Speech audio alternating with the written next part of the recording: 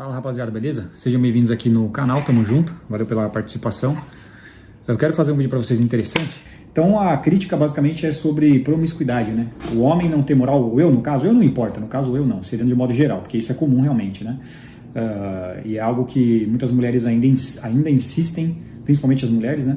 Insistem ainda nesse argumento que já foi ultrapassado, e como elas continuam insistindo, a gente precisa continuar também insistindo em refutá-lo, digamos assim, sobre essa história de que por que o homem pode ficar com várias mulheres, alguma coisa assim, e ele não é desvalorizado por isso, e a mulher, se ela faz, ela é galinha. Essa coisa antiga, né, que a gente já... E a explicação mais clichê disso é aquela de que da fechadura e da chave, né? A fechadura que abre várias portas, ela é mestra, a chave, né? E a fechadura que abre com qualquer chave, ela não presta. Olha, até rimou, cara. Caramba, não foi intencional, foi sem querer. Mas então, isso aí também já foi ultrapassado, tá? A gente já explicou a respeito, né? Porque algumas pessoas dizem que se trata de construção social, o que não é mentira, entendeu? Só que, como eu já disse, né, construções sociais, a maioria delas, pelo menos, ou grande parte delas, não são rótulos vazios. Existe uma hipocrisia da parte de muitas mulheres, e de homens também, nesse caso que eu vou explicar qual que é essa hipocrisia.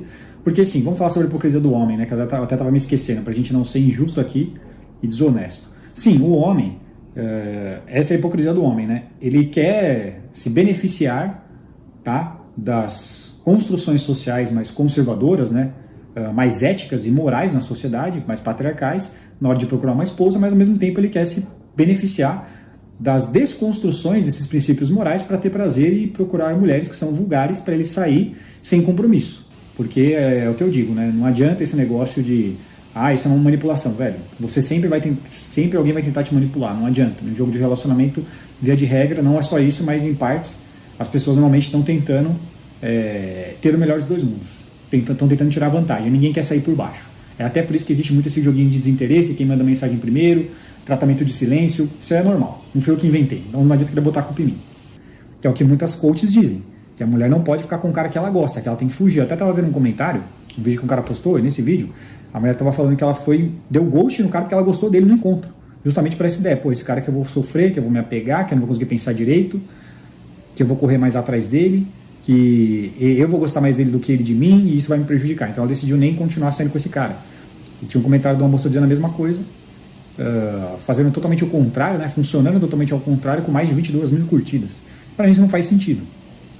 Por que você está assistindo uma porrada de conteúdo para você não lidar com isso? Então quer dizer que você não confia no conteúdo que você oferece ou que você consumiu. Não serve para nada.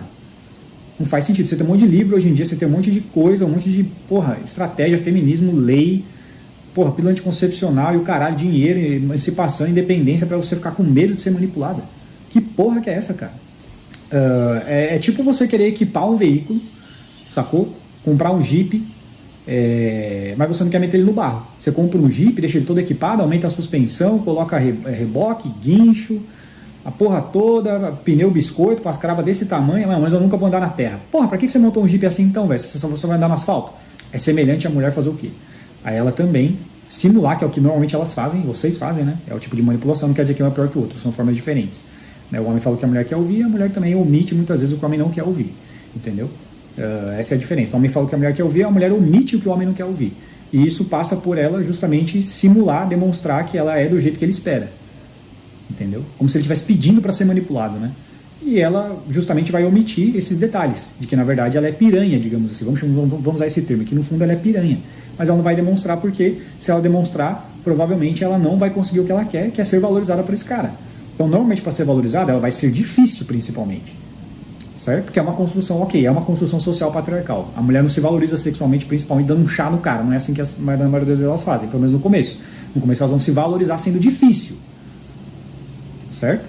Para valorizar o produto. Por quê? Porque isso demonstra para o homem que ela é especial, é uma via de mão dupla, né? Porque o homem quer ser especial, entende? Para o homem se sentir especial é através da mulher demonstrando que ela é especial, não se entregando para qualquer um.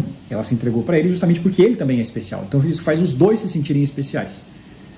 Ou seja, em outras palavras, quando a mulher demonstra que ela não é piranha, certo? Que ela é difícil, que ela se valoriza, que o cara tem que ser cavaleiro, conquistar, cortejar, que ela é feminina, tá? Isso faz o cara se sentir especial como homem, não é qualquer um que consegue. Foi um desafio para ele valorizar e para ele se valorizar também. Porque isso passa a confiança de que realmente essa mulher é boa para relacionamento. Ela me vê como alguém especial. Só que aí depois, como naquele exemplo, não sei se foi isso, parece que sim, eu estou usando como contexto para falar, eu estou usando esse vídeo para falar sobre esse contexto. Estou dizendo que foi aquele, mas às vezes acontece. Estou dizendo que é sempre. É um dos que eu exploro aqui de tantos no meu canal, para fazer temas de vídeos, né? Como nesse caso. Então, o que eu estou querendo explicar é que daí depois ela vem lá na frente e fala, não, eu dei pro cria do Vidigal, lá ele. Ela foi dar pro cria do Vidigal. Então, isso é o quê? Isso é uma manipulação. Isso é como se fosse um golpe, é um estelionato emocional, né? É quase que a mesma coisa que um homem fala pra uma mulher que ele é empresário, ele come ela, depois ele fala, não, na verdade eu era morador de rua, agora que eu já comi você, não. Ela vai falar, caralho, mas que porra assim, você fez eu acreditar que você tinha perfil de marido, porque essa história de empresário é principalmente dinheiro, porque dinheiro é principalmente provedor, e provedor é muito bom para marido. Na maioria das vezes as mulheres têm essa ideia. Namora, flerta com isso, pelo menos. Normalmente flerta um pouco. Algumas mais, outras menos. Então é mais ou menos isso. Ela se vende como princesa, é uma hipocrisia. Ela se vende como princesa para conseguir que você goste dela, se sinta especial, só que no fundo ela não é. Ela era uma hipócrita. O Alan chamava essas de hipócritas sexuais. E tem dois tipos. Tem aquelas que pagam de piranha, mas não são. E tem aquelas que pagam de certinhas, mas são piranhas. Existem as duas. Assim como existe essa hipocrisia masculina de querer usufruir, uma criadora de conteúdo, ela apontou isso muito bem. Ela foi esperta. Que é o que eu disse sobre vocês, o que eu disse para vocês sobre muitas que elas não passaram do nível. Elas continuam falando as mesmas coisas. Elas não conseguem ultrapassar o teto dos conceitos que elas criaram. E essa não, ela soube usar a lógica ao contrário. Eu acho que ela assiste meu conteúdo. A maioria deve assistir. Porque é muito semelhante ao que eu faço aqui. Invertendo a lógica para expor a hipocrisia de alguém. Ela fez isso, ela mostrou. Mas vocês, homens, querem viver o melhor dos mundos, que é uma coisa que a gente fala muito. Com certeza ela pegou esse conceito no conteúdo da Pílula Vermelha. Com certeza ela pegou e inverteu. Vocês, homens, querem viver o melhor dos dois mundos. Porque vocês, homens, querem uma esposa recatada, não sei o que lá. Mais ou menos nesse sentido. Não bem assim, mas vocês entenderam, né? Uma mulher que tem perfil para ser esposa, mas vocês ao mesmo tempo querem usufruir do bônus do feminismo e da desconstrução desses princípios. Ou do feminismo, do utilitarismo, do racionalismo, chama como você quiser. Então sim, os homens eles querem muitas vezes usufruir do que é conveniente do conservadorismo e do que é conveniente da moral racionalista feminista também, quando é para ter prazer e sair com mulheres que não são boas para relacionamento. Só que isso é hipocrisia e as mulheres também fazem a mesma coisa. É o que o Andrew Wilson estava chamando de predadoras, né? Esse negócio também das honradinhas na igreja, que a gente chama aqui, lá nos Estados Unidos pegou demais isso daí também, cara. Eles falam demais isso daí, né? De mulheres que elas vão para a igreja com um comportamento predatório, né? Nesse caso, né? E ele fala que o cristianismo é muito usado, você pode perceber que a religião mais comum é o cristianismo, por vários motivos, tá? Um deles é porque não há consequência para o perdão, né? No cristianismo a única consequência para o perdão é o arrependimento. Você não tem que provar nada na prática. Eu ouvi dizer pelo menos, não sou especialista, mas que em muitas outras religiões você realmente precisa fazer alguma coisa. Tem, não sei qual agora, tá? Mas você tem algumas penas, você tem que, não é só assim se arrependeu e não, você tem que fazer alguma coisa, provar alguma coisa materialmente falando. Muitas mulheres vão acusar isso de propriedade. Só que isso é um espantalho também, é outra omissão de contexto. A mulher não podia votar, ela sempre foi propriedade do homem, e ela não podia. Só que isso também acarretava em várias coisas que ela não tinha que responder por. Justamente pelo fato dela ser propriedade, entre aspas, ela não precisava responder por várias coisas. Ela não precisava assumir várias responsabilidades, que é o que muitas ainda querem usufruir hoje em dia. Mas aí não tem problema ser propriedade? Não, isso não faz sentido, isso é mais uma hipocrisia.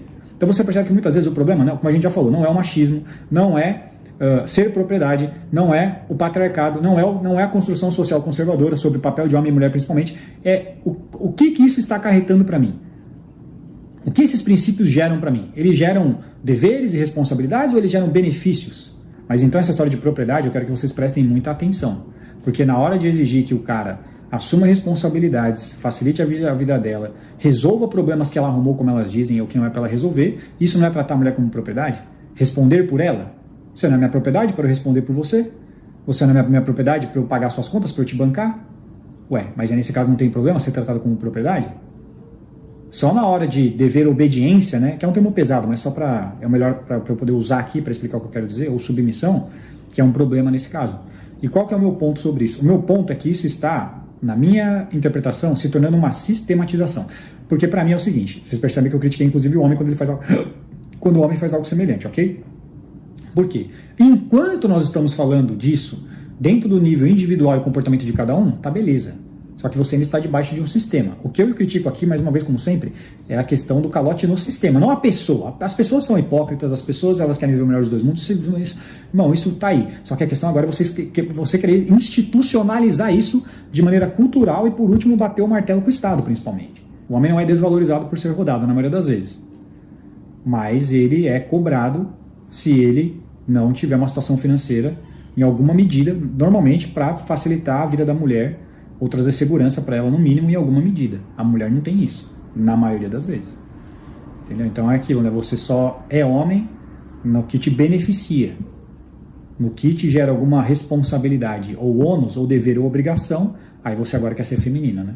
De forma conveniente. Se programações sociais, na minha interpretação, né, não estão sendo suficiente para controlar esse comportamento, as consequências morais não são pesadas, punitivas o suficiente para que o homem não faça isso, então você tem que piorar as consequências. Essa é a minha ideia.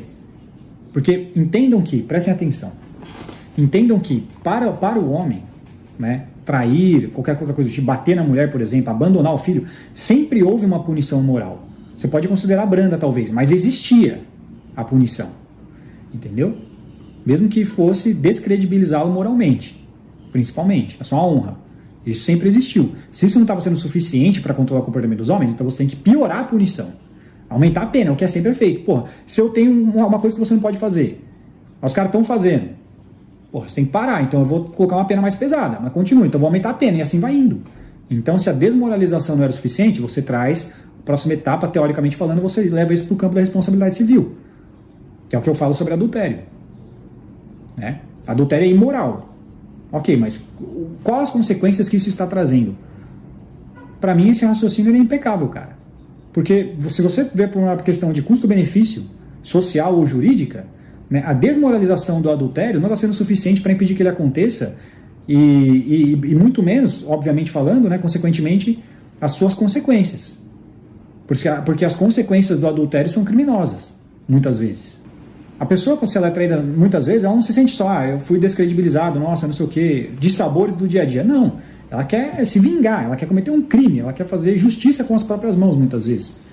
Então não está sendo suficiente só você desmoralizar alguém por trair. Não, você tem que trazer uma responsabilidade pelo menos civil, no mínimo. Porque as consequências muitas vezes do adultério estão sendo criminosas. É uma questão de custo-benefício, é uma lógica básica. Está sendo custoso demais. O preço está sendo muito alto que estão pagando para punir o adultério sem responsabilidade civil, no mínimo. Beleza? Mas esse é o vídeo que eu queria fazer, que eu vou subir hoje ou amanhã, não sei. Valeu. Deixa aqui seu comentário embaixo e a gente se vê na próxima. Falou.